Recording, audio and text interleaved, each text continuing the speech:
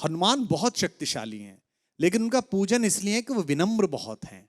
जब लक्ष्मण को मूर्छा आई और भगवान ने सोचा कि मेरा ये सबसे बड़ा संकट कौन हर सकता है। देखो भगवान सबके संकट हरते हैं, भगवान के जीवन पे संकट आया तो उन्होंने किसको पुकारा? उन्होंने हनुमान से कहा कि तुम जाओ और संजीवनी लेके आओ। तो जब आकाश में हनुमान चले तो सूरज निकला हुआ था। आकाश में तो सूरज होता ही है, दिन कभी डूबता नहीं है। हमारी माँ पृथ्वी हमें गोदी में लेकर हमारे पिता सूरज की ओर से पीठ कर लेती है। माँ को दोष दे नहीं सकते तो पिता को दोष देते हैं कि दिन डूब गया है। दिन कभी डूबता नहीं है, दिन तो निकला रहता है। सूर्य कभी अस्त नहीं होता। कैलाश भैया ने गाया, क्या बात है, क्या बात, क्या कभी अंबर में। तो बेटा सूरज कभी डूबता नहीं है। तो सूरज आकाश में मिला, और अगर सूरज इधर निकल जाता जहां लक्ष्मण लेटे हुए थे तो भगवान के जीवन का सबसे बड़ा संकट आ जाता। उनका भुजा जैसा भाई, जिसे वो अपनी भुजा कहते हैं दाहिनी, वो पृथ्वी छोड़ जाता और भगवान सहन न कर पाते।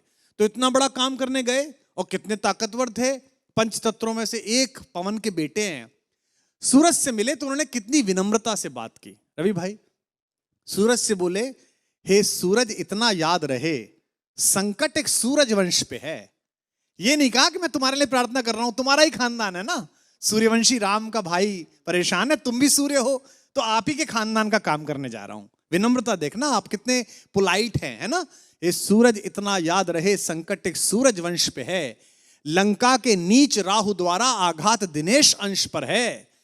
मेरे आने से पहले यदि किरणों का चमत्कार होगा तो सूर्यवंश में सूर्यदेव निश्चित ही अंधकार होगा। कितना प्यार से बोल रहे हैं देखो आप।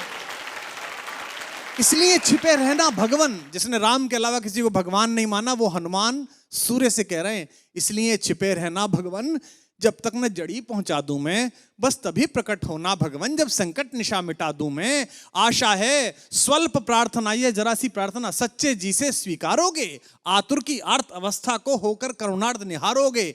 8 लाइन की विनती के बाद धीमे से अपना विजिटिंग कार्ड दिया सूरज को। शक्ति पाना, यश पाना, लेकिन विनम्र रहना। आशा है स्वल्प प्रार्थना ये सच्चे जी से स्वीकारोगे, आतुर की आर्त अवस्था को होकर करुणार्थ निहारोगे।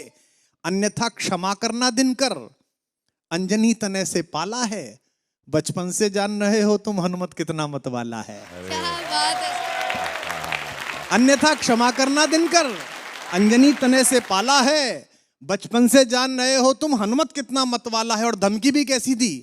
ये जो रवि भैया खड़े हैं ना आपके बगल में, इनके इलाका जहां से शुरू होता है वह धमकी ऐसी दी जाती है कि इतना गोली मारेंगे कि खोखा बेच के करोड़पति हो जाइएगा। लेकिन हनुमान जी ने कैसी धमकी दी, कितनी विनम्रता से। ऐसा कोई नहीं बोलता, ऐसे बनना सब।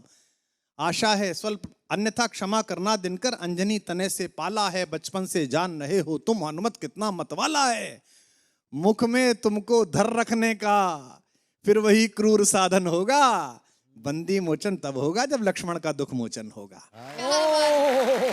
स्वर में स्वर भारत, शनिवार और रविवार सुबह 10 बजे ZTV और ZEE5 पर।